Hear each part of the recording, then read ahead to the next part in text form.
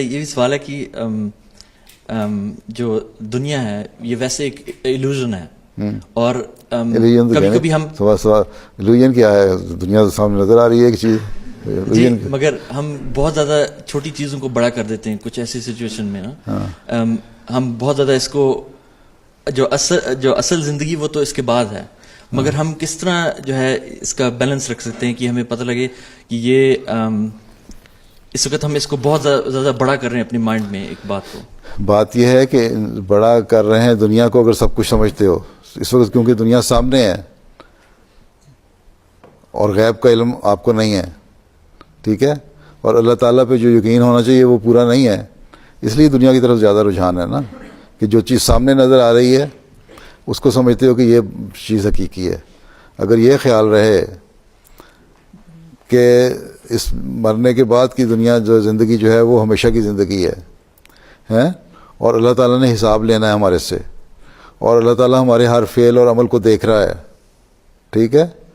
تو پھر اس دنیا کی جو زندگی ہے اس کو بھی انسان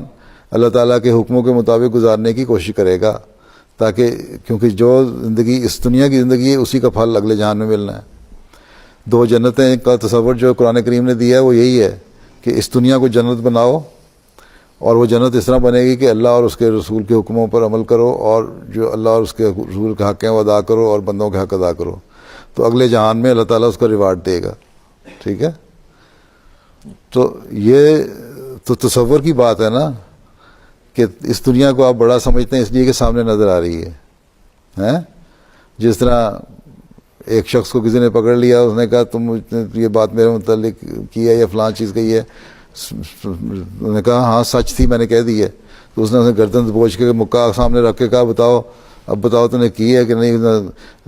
میں نے خدا کو جان دینی ہے، خدا کو بھی تو مجھے دیکھ رہا ہے، کہتا اب بتاؤ میرا مکہ قریب ہے کہ خدا قریب ہے.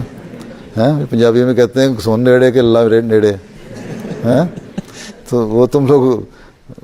مکہ نیڑے ہو جاتے پھر سون نیڑے ہو جائے تو پھر بھول جاتا ہے اللہ تعالیٰ کو، ٹھیک ہے، اللہ یاد رہے تو ٹھیک ہو جاتا ہے.